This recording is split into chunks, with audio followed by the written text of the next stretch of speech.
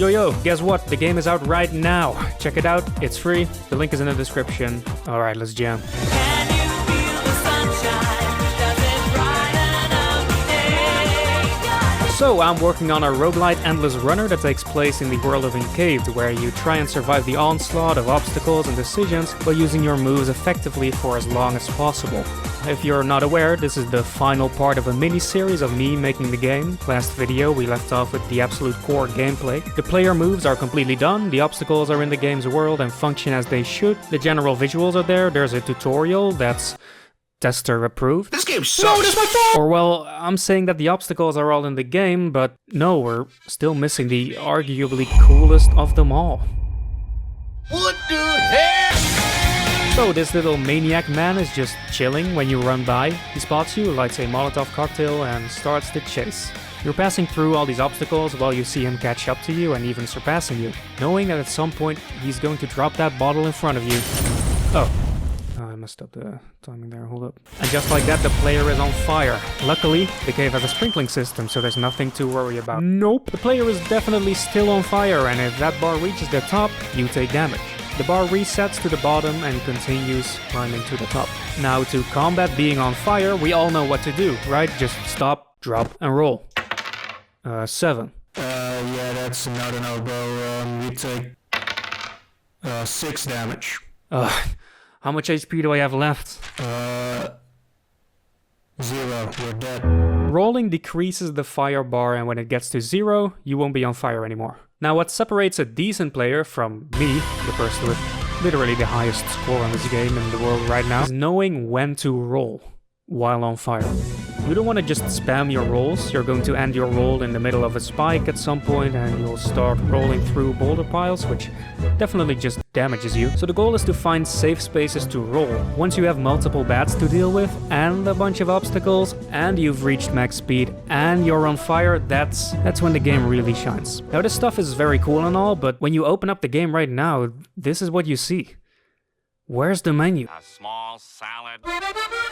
Okay, so for this menu, I wanted it to be at least interesting to look at. So I made an animation for the character where they're scavenging a backpack found lying around. When you want to start your run, the character hears a roar from some kind of beast, they grab their weapons and run.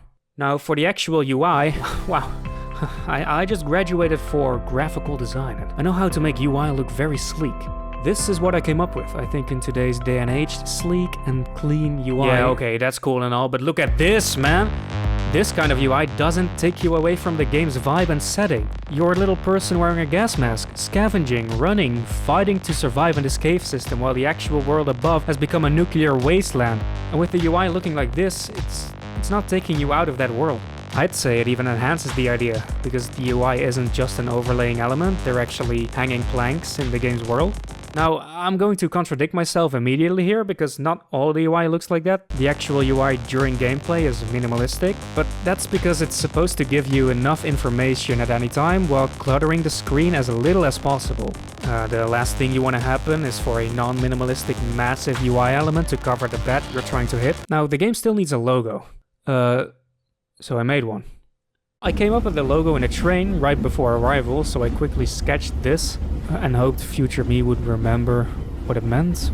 I'm very glad he did. Pretty happy with the logo, going to be honest here. And with everything together, I think the main menu looks really nice. There's only one problem though, I don't... What? There's a button for outfits, but without them, where are the outfits? So outfits are cool, right? Oh, skins, yeah, loot. Well, making them proved difficult. I guess I wasn't thinking straight when I decided to frame by frame animate the character, because that means that making a skin would mean redrawing every single frame the character has. Awesome! It is, however, very simple to recolor the character, but don't worry, it's not like the outfits are just going to be the original outfit, but with a red cape now, for instance. I mean, well, that is one of them, but you know what I mean. Hey, what? Oh! Hey, there's more though, there's more. Hey, what? Who's that? Oh my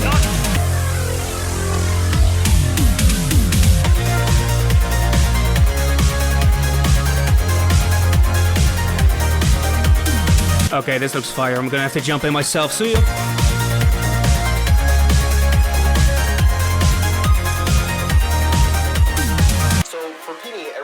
hone in the movement and, you know, make it really responsive. We added coyote time and buffer effects and wait, what?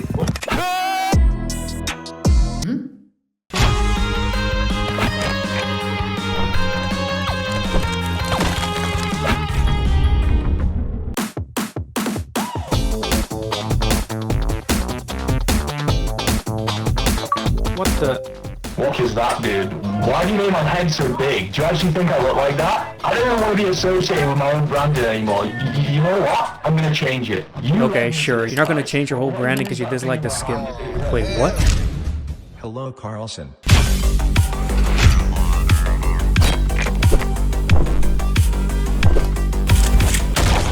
Hey!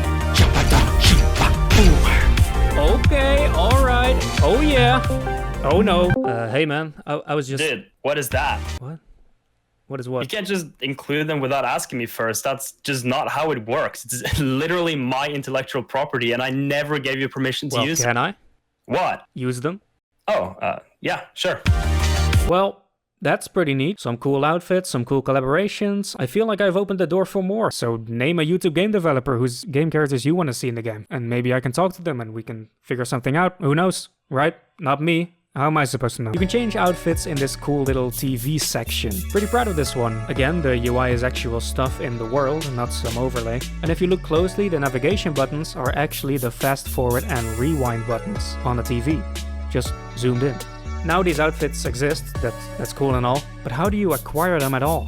Well, you're going to have to get the coins, my guy. I had trouble coming up with the currency used in the game. Actual money wouldn't make much sense in this situation. Then again, were this to happen in real life, people wouldn't use any currency. It would all just become trading directly. No, I'm not selling you these food supplies for those 2 pieces of paper. Those don't have any value here, little... Wait, is that a PSA 9 holographic Charizard base set first edition? If a currency were to exist, the most realistic one would be bullets, since they actually have a super important purpose aside from being a currency. However, if you were to be picking up bullets as currency, it wouldn't make much sense, since you're also shooting your guns, so would shooting it remove 1 bullet from your currency? That might sound like an interesting idea. I'm sure some of you game designers went like, wow, that sounds like an interesting idea. But it doesn't actually work. Instead of it being an interesting trade-off, it just encourages players to not shoot, resulting in every run ending with the player getting overwhelmed with bats. They simply refuse to shoot.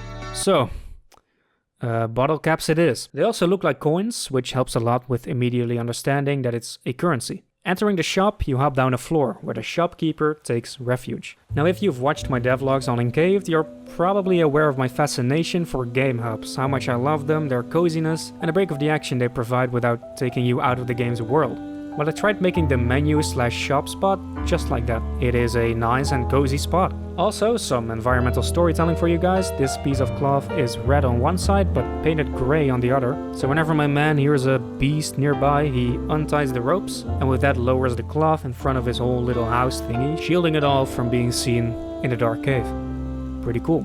And he looks like Dr. Phil. You're ugly, you are disgusting, I'm gonna kill you, give me $200. For the actual shop UI, it was a bit tricky to figure out, since again I wanted all of it to be in-world UI. But how do you show these outfits and make them buyable, and what would it just be, another TV you can scroll through, or what would it be the best way? And that's when I got it. What if the skins are depicted as old posters from pre-Nuke Live above the ground? It would fit the world so well, and yeah, I guess I started drawing for a week or 2, right after drawing for a week or 3. Here we go, the different colored capes are depicted on one single poster. Think of it as some kind of Power Rangers poster, with the goal of inspiring kids to become soldiers and help fight in the war. Working together is key to reaching your goal, as stated in Russian on the actual poster. Then the crazy colored ones also share one poster. I originally made a true propaganda poster, but then decided to make it look more like an art project poster instead. The only poster is a scroll depicting the beasts. How the scroll got there though is currently unknown. The poster for death is pure propaganda, depicting the enemy as non-human, demonic, empty husks without any feelings, deserving to die. Penny and the Tadpole are seen in a toy store poster. It seems like they were sold as plushies before the nuking. Then Bargie's character is seen on this poster for a movie that was coming to cinema around the time of the nuking. Carlson with Billy on his head served as a mascot in this propaganda poster, targeting children, wanting them to become space engineers helping in the space race. My character was part of a cartoon for kids, and last but not least, Gas Mask Guy's poster is a wanted poster. Why is he wanted?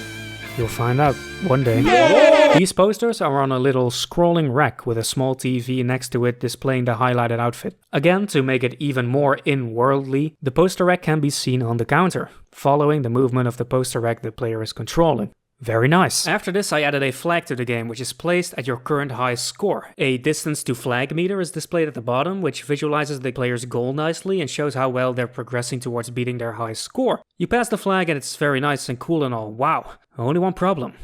It feels nice, but it doesn't sound very nice now, does it? It's literally nothing. Now, designing the sound effects really wasn't super interesting. It basically just went like, okay, so now I just need to make a sound. Okay, that's perfect for footstep. No. The music. That's where it's at. Of course, I don't know how to make music, so I had to ask my homeboys Niels from Rock Blast Studios and Twan to help with the music. Twan came up with the melody and played guitar. Hello. And Niels there helped with the mixing. Hey everyone, I help with the mixing. Yeah, Niels helped with the mixing. So, anyways, for the main menu, and with the mastering.